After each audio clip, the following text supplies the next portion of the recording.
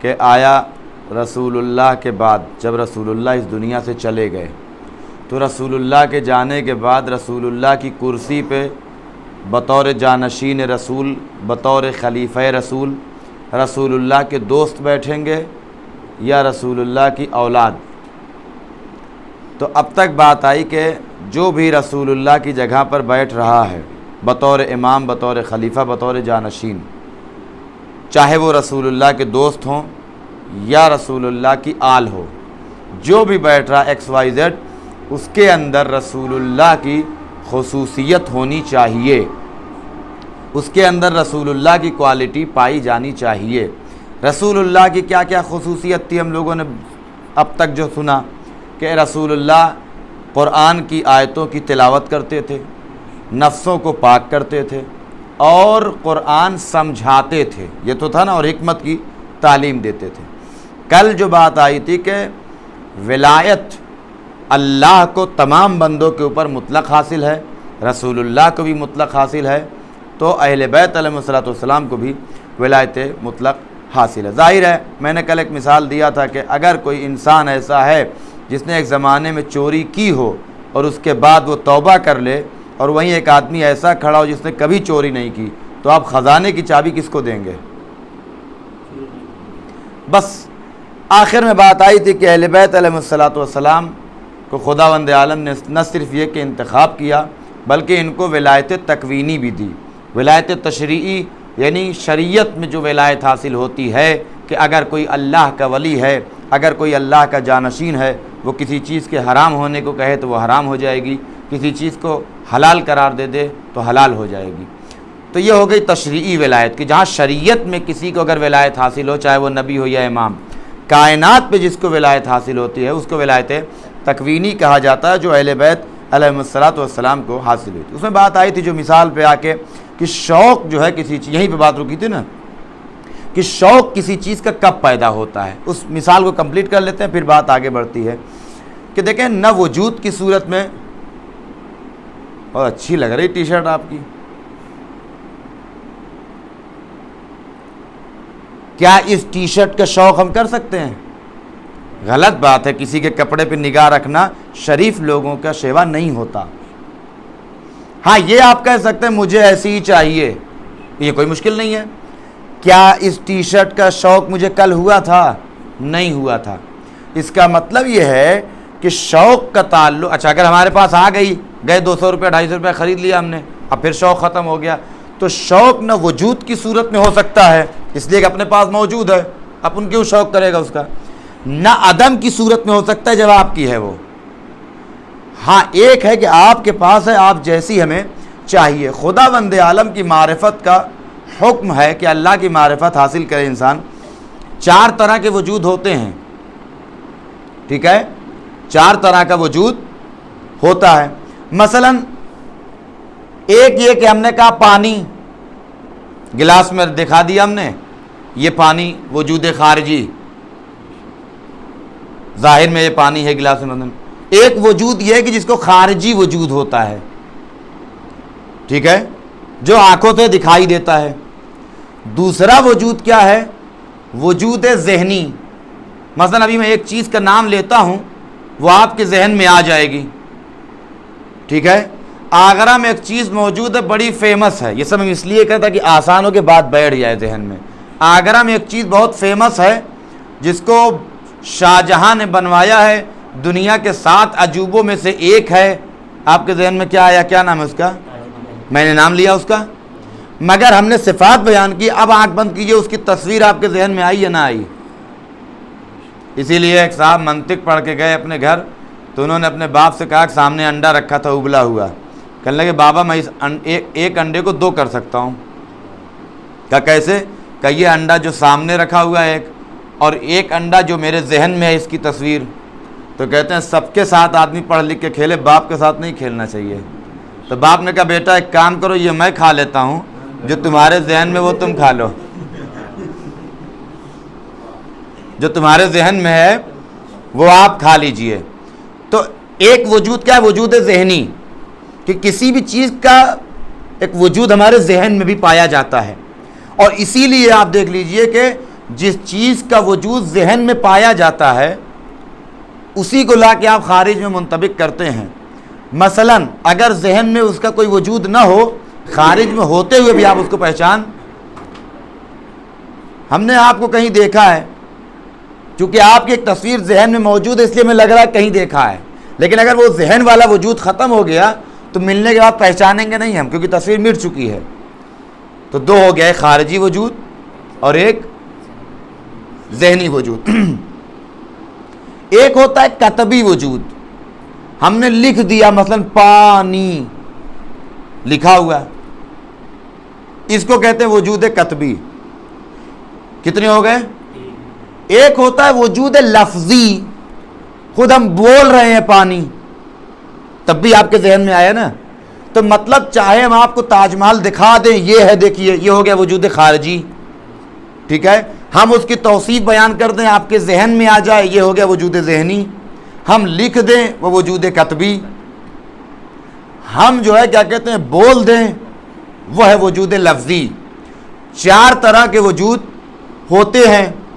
خدا بند عالم کو ان چاروں وجود میں سے کسی ایک چیز کے ذریعے سمجھا جا سکتا ہے۔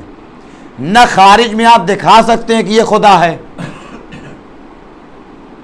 نہ ذہن میں خدا آ سکتا ہے، اس لیے کہ جو خدا ذہن میں آ جائے وہ خدا نہیں ہے۔ ذہن میں آ جائے تو وہ خدا کہاں ہے یا نہیں ہے؟ نہ لکھ کر کے جو ہے، نہ بول کر کے۔ تو کما حقہ انسان جو ہے خدا کو کیسے سمجھے؟ آپ عقلی طور پہ دلائل دے کر کے سمجھا سکتے ہیں، مگر دل کو مطمئن نہیں کر سکتے۔ آپ نہیں متوجہ ہوئے؟ دل کو مطمئن، مثلا اگر آپ کہیں گے 2+2 4 تو مان تو لیں گے، اگر صحیح دلیل کوئی دے دے تو سورج نکل رہا ہے، صبح ہو رہی ہے، شام ہو رہی ہے، کوئی کریٹر تو ہے، مگر دل مطمئن نہیں ہوتا۔ اس کا مطلب کہ یقین کے بعد دل کا مطمئن ہونا بھی ضروری ہے۔ جناب ابراہیم علیہ السلام نے کہا، پروردگار تو کیسے مردوں کو زندہ کرتا ہے؟ اللہ نے کیا کہا؟ کیا کہا خدا نے؟ آپ کو یقین نہیں ہے؟ تو ابراہیم علیہ السلام نے کیا جواب دیا؟ پروردگار یقین ہے، یہ تو یقین ہے کہ تو زندہ کرتا ہے، لیطمئن قلبی، مگر دل کو مطمئن کرنا چاہتا ہوں۔ اس کا مطلب کہ یقین ہونے کے باوجود بھی دل تب تک مطمئن نہیں ہوتا انسان کا جب تک حواس خمسہ کے ذریعے دیکھ نہ لے، محسوس نہ کر لے۔ حواس خمسہ کتنی ہے؟ آنکھ، کان، ناک، زبان اور چمڑی، اسکن، ٹچ کر کے 5 طریقے سے۔ ایک چھٹی حص بولی جاتی ہے وہ اسلام ہے۔ تو انسان، اچھا اسی لیے خدا بند عالم کیا، یقین کے بعد اگر اطمینان نہیں ہے تو اس کی سرزنش بھی نہیں کی جاتی ہے یا نہیں ہے؟ لیکن انسان کے مزاج وہ کہ مطمئن ہونا چاہتا ہے۔ اب آپ بتائیے کہ خدا بند عالم یہ دیکھ رہا تھا کہ جب ابراہیم، اور ابراہیم کوئی معمولی نبی نہیں ہے، ابراہیم کون ہے؟ ابراہیم خلیل خدا ہیں۔ ابراہیم خلیل خدا ہیں۔ ابراہیم وہ ہیں کہ جن کا اللہ نے خاص امتحان لیا۔ بقرعید نشانی ہے پوری۔ ابراہیم وہ ہیں کہ مختلف نشیب و فراز سے ہوتے ہوئے مقام امامت تک آ گئے۔ انی جاعلک للناس اماما۔ اس کے باوجود بھی ابراہیم جیسے نبی کو جب تک آنکھوں سے دیکھ نہ لے اطمینان نہیں ہوتا کہ تو کیسے مردوں کو زندہ کرتا ہے۔ عجب نہیں خدا بند عالم کی حکمت یہ رہی ہو کہ جب ابراہیم کا عالم یہ ہے تو عام لوگوں کا عالم کیا ہوگا؟ کہ تب کہ اب ضروری ہے کہ کچھ ہستیوں کو اپنی صفات کا مظہر بنایا جائے۔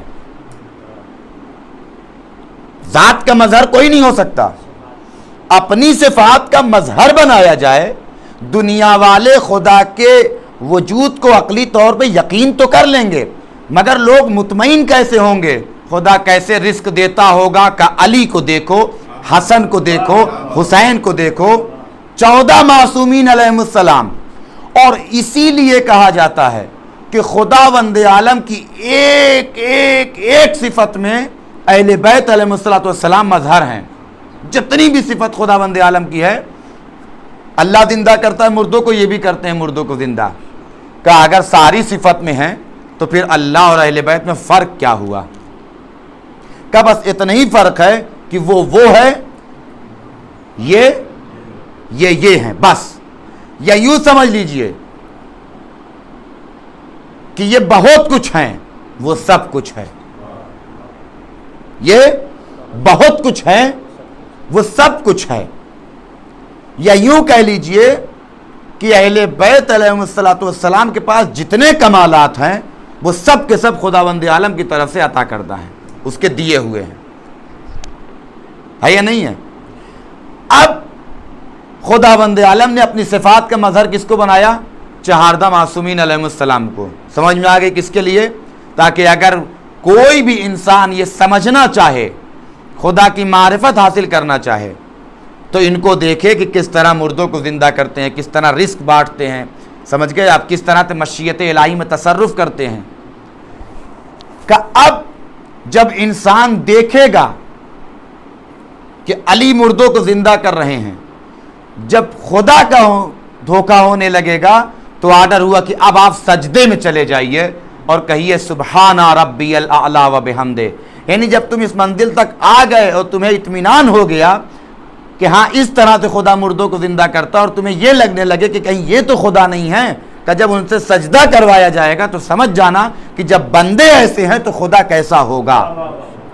बस यहीं से इंसान को उसकी मारिफत का नूर फूटने लगेगा, यहीं से खुदावंद आलम की मारिफत का नूर फूटने लगेगा। वरना इंसान कैसे खुदा? तो अगर इंसान को खुदावंद आलम की सिफात को समझना है, अहले बैत अलैहिस्सलाम को देखता जाए। और अगर इंसान खुदा की सिफात को समझ गया तो खुदा की ज़ात भी समझ में आ सकती है। गौर कर रहे हैं आप? इसलिए कि खुदा की ज़ात और सिफात अलग नहीं है। क्यों?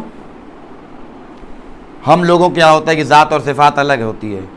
डॉक्टर साहब जैसे आप हैं और डॉक्टरी दोनों अलग अलग है या सेम है या नहीं है? आप और डॉक्टर अलग अलग है, एक हैं? दो अलग अलग चीज़ें हैं। डॉक्टरी अलग है और आपकी शख्सियत अलग है। खुदावंद आलम के साथ ऐसा नहीं है। अगर उसकी सिफात और उसकी ज़ात अलग अलग होने लगी तो फिर कुल हो अल्लाह अहद के मतलब क्या होगा?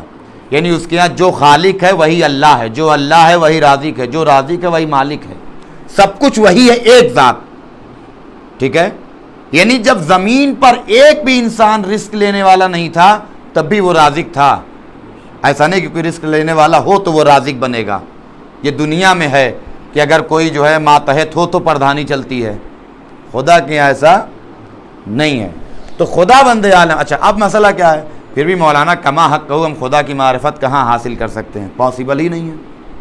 तो कहिए देखिए बिल्कुल फैक्ट है ये। तो बस एक मिसाल यूँ समझिए, एक सुई लीजिए और उसको आप समंदर में डालिए, क्या पूरा समंदर उस सुई में आ जाएगा? नहीं आएगा। मगर ऐसा भी नहीं है कि उस सुई समंदर से बिल्कुल सूखी बाहर आएगी। बिल्कुल सूखी बाहर, कुछ ना कुछ तो सुई गीली रहेगी। इसका मतलब कि सुई के अंदर जितना एरिया पाया जाता है उतना समंदर उसने अपने अंदर ले लिया। तो अगर इंसान अहले बैत के बताए हुए रास्तों पर चले तो कमा हक कहूँ तो खुदा की मारिफत कोई हासिल नहीं कर सकता, मगर जितना जिसके अंदर ताकत और सलाहियत होगी उतना मारिफत हासिल कर सकता है। तो अब आप बताइए कि रसूलुल्लाह का जानशीन रसूलुल्लाह के दोस्तों को होना चाहिए या उन लोगों को होना चाहिए कि जो विलायत तकवीनी का मिस्दाक हैं, जिनको खुदावंद आलम ने विलायत तकवीनी दी है? अक्ल क्या कहती है? जिनको खुदावंद आलम ने इतना तसर्रुफ़ दिया हो। और क्यों दिया? ताकि लोगों को इत्मीनान हो जाए। यकीन के बाद भी इत्मीनान नहीं होता है कि जब तक उनको वो महसूस न कर लें, देख न लें। इसलिए कि मैंने अभी मिसाल अर्ज़ की थी कि शौक़ उस वक्त होगा कि जब इंसान उस शय को देख न ले।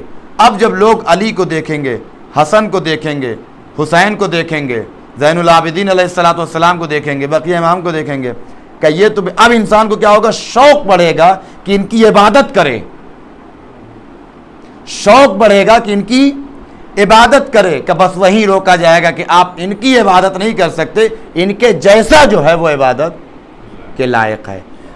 اب علی خدا ہیں اور خدا جیسے ہیں، دونوں میں زمین آسمان کا فرق ہے، غور کر رہے ہیں؟ تو یہاں تک بات آ گئی کہ رسول اللہ کے جانشین کون ہونا چاہیے، رسول اللہ کے دوست ہوں گے، یا جو ہے کیا کہتے ہیں کہ جن کے پاس ولایت تکوینی ہوگی۔ اب آئیے، قرآن کریم کی ایک بہت مشہور آیت ہے، آپ نے سنا ہوگا وہ، کہ بسم اللہ الرحمن الرحیم، یا ایھا الذین آمنوا اطیعوا اللہ و اطیعوا الرسول و اولی الامر منکم، صاحبان ایمان اللہ کی اطاعت کرو، صاحبان ایمان رسول اللہ کی اطاعت کرو اور اولی الامر کی اطاعت کرو۔ آپ یہ بتائیے کہ اللہ کی اطاعت کے جب آرڈر ہوا تو اس میں کوئی باؤنڈیشن لگائی گئی کہ اللہ کی اطاعت کرو مگر یہ کہ کچھ چیزوں میں کرنے کی ضرورت نہیں ہے؟ ایسا ہے کہیں ابھی تک آپ نے سنا؟ نہیں سنا نا، کہ اللہ کی اطاعت کرو مگر کچھ چیزوں میں اطاعت کرنے کی ضرورت، اللہ کی اطاعت ایسی نہیں ہے، مطلقاً اللہ کی اطاعت کرنا ہر چیز میں۔ کیوں؟ وہی کل والی اگر آیت ملائیں گے تو یہ والی آیت بھی بالکل کلیئر ہو جائے گی، چونکہ اس کو ولایت حاصل ہے۔ اگر مکمل اطاعت نہ ہو تو مکمل ولایت کا فائدہ کیا ہے یا نہیں ہے؟ اس کے بعد رسول اللہ کے بھی مطلق اطاعت کا حکم ہوا، کوئی باؤنڈیشن نہیں ہے کہ کچھ چیزوں میں کرنا ہے کچھ چیزوں میں نہیں کرنا ہے۔ اگر آپ پوائنٹ غور کریں تو اس آیہ کریمہ میں دو اطیعوا استعمال ہوا، یا ایھا الذین آمنوا اطیعوا اللہ، اطاعت کرو اللہ کی، و اطیعوا الرسول، اور رسول کی اطاعت کرو۔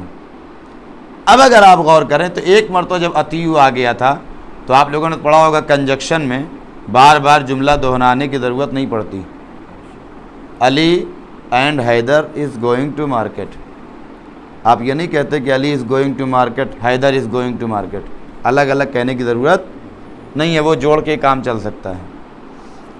اللہ کے لیے کیا اطیعوا اللہ، پھر اس کے بعد رسول اللہ کے ساتھ دوبارہ پھر اطیعوا لگ رہا ہے، پھر اولی الامر کے ساتھ نہیں لگا۔ یہ کس وجہ سے جانتے ہیں؟ کہ فرق کرنے کے لیے ہے، کہا کہ اللہ کی اطاعت اور رسول اللہ کی اطاعت میں فرق رہے، کہ اللہ کی اطاعت کا مطلب کیا ہے، یعنی عبادت، یعنی سجدہ کرنا۔ رسول اللہ کی اطاعت اور اللہ کی اطاعت میں یہ فرق ہے کہ آپ رسول اللہ کی اطاعت کرو، سجدہ نہیں کر سکتے، عبادت اس کی ہوگی۔ تو اس کا مطلب کہ اللہ اور رسول اللہ کی اطاعت میں فرق کرنے کے لیے دوبارہ پھر لفظ اطیعوا یوز کیا گیا۔ آگے اولی الامر کے ساتھ کیوں نہیں لگا؟ کہ چونکہ اب یہ بتایا جا رہا ہے کہ رسول اللہ اور اولی الامر کی اطاعت میں کوئی فرق نہیں ہے، اس لیے دونوں کو ایک ساتھ یوز کیا گیا۔ اب آپ انصاف سے بتائیے کہ ایک انسان کہ جس نے ایک زمانے تک بتوں کی عبادت کی ہو، جس نے ایک زمانے تک جو ہے حرام خوری کی ہو، کیا اس کی اطاعت کا حکم رسول اللہ کے ساتھ دیا جا سکتا ہے کہ جو رسول اللہ کبھی کسی نے کوئی گناہ نہیں کیا؟ ایسا ممکن ہے؟ یا وہی مثال آپ لے لیجئے کہ ایک آدمی ایسا ہے کہ جس نے ایک زمانے تک جو ہے کیا ہے غلط کام کیے مگر پھر توبہ کر لی اس نے، اور ایک آدمی وہ ہے کہ جس نے کبھی کوئی غلط کام نہیں کیا۔ عقل کیا کہتی ہے، فالو کس کو کرنا چاہیے؟ ہر دم آدمی وہی جواب دے گا، ظاہر سی بات ہے، یہ پوچھنے والی بات نہیں ہے، بار بار سیدھی بات ہے کہ جس نے کبھی کوئی غلطی نہیں کی اطاعت اس کی ہوگی، اور جس نے جو ہے غلطی کی ہے لاکھ توبہ کر لیا ہو اس کی اطاعت نہیں ہوگی۔ اب اگر مسلمان رسول اللہ کے دوستوں کو رسول اللہ کی کرسی پر بٹھا رہے ہیں، گویا وہ طے کر رہے ہیں کہ رسول اللہ کی اطاعت اور رسول اللہ کے دوستوں کی اطاعت برابر ہے، یعنی آپ رسول اللہ کے دوستوں کی محبت میں رسول اللہ کی اطاعت کو ہلکی کر رہے ہیں۔ جزاکم اللہ۔ رسول اللہ کا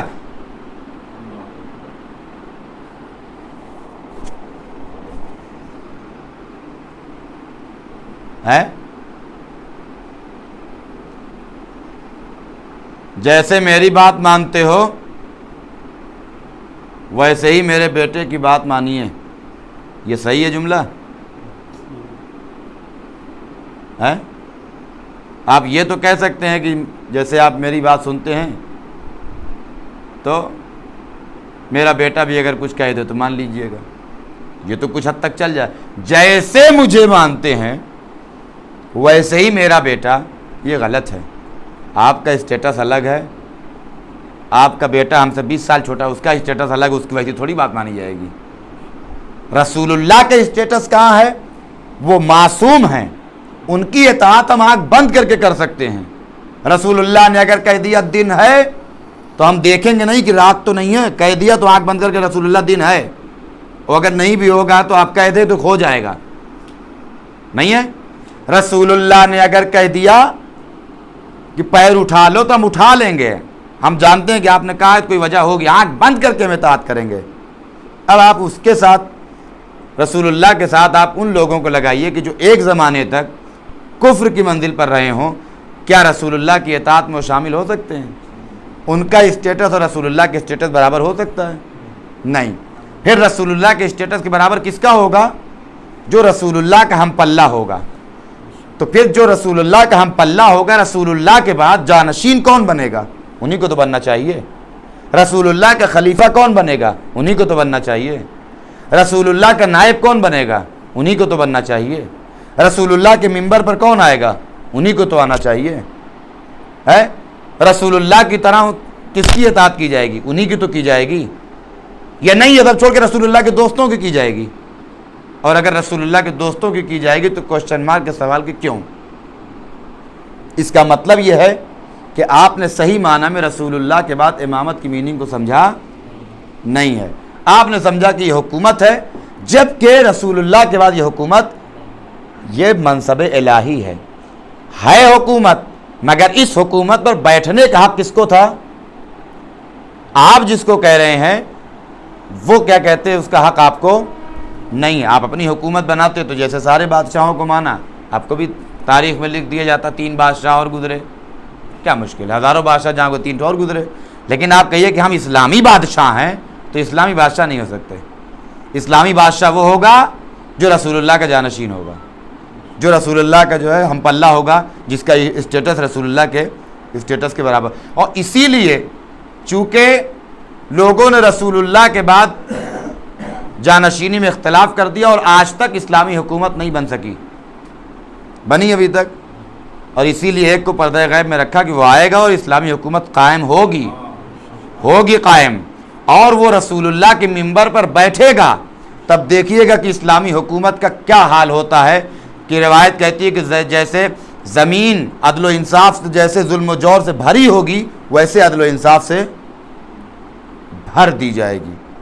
اسلامی حکومت جب قائم ہوگی اور جب رسول اللہ کا واقعاً جانشین اور واقعاً اسلامی بادشاہ جب بیٹھے گا تو کہتے ہیں کہ عورت سونے چاندی کے جواہرات سے لدی ہوئی اکیلی راستے پر چلی جائے گی، کوئی اس کو ڈسٹرب نہیں کرے گا. لوگوں کا دل جو ہے لالچ سے، حرص سے ختم ہو چکا ہوگا. بالکل ہر طرف عدل و انصاف ہوگا، مکمل انصاف ہوگا، کسی طرح کا کہیں کوئی ظلم نہیں پایا جائے گا. تو رسول اللہ کا اگر واقعاً جانشین بادشاہ بنا ہوتا اور اسلامی حکومت قائم ہوئی ہوتی تو اتنا بڑا فساد نہ ہوتا. اب رسول اللہ کے جو یہ خاص دوست تھے 3 عدد، یہ لوگ جو کرسی پہ بیٹھے ہیں، یہ کون سی بادشاہت ہے؟ اسلامی تو نہیں ہے، اس لیے کہ اسلامی ہوتی تو ان کو حق نہ ہوتا. ٹھیک ہے، رسول اللہ کے جانشین کے اندر رسول اللہ کی خصوصیت ہونی چاہیے.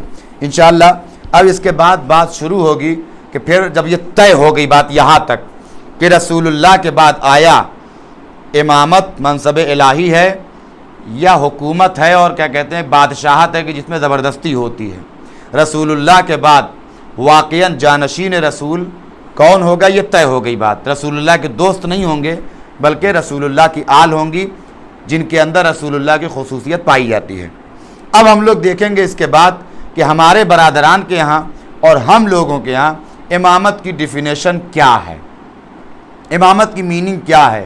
اس کے بعد بات آئے گی کہ ٹھیک ہے اب ادھر ہم کو نہیں جانا، ہم اپنے کو کریں گے۔ 14 معصومین علیہم الصلاۃ کی امامت کو قرآن اور روایات سے انشاءاللہ اب ہم لوگ بحث کریں گے کہ کہاں قرآن اور روایت میں کس طرح سے ان کی امامت کے اوپر نص وارد ہوئی ہے۔ والسلام علیکم ورحمۃ اللہ وبرکاتہ۔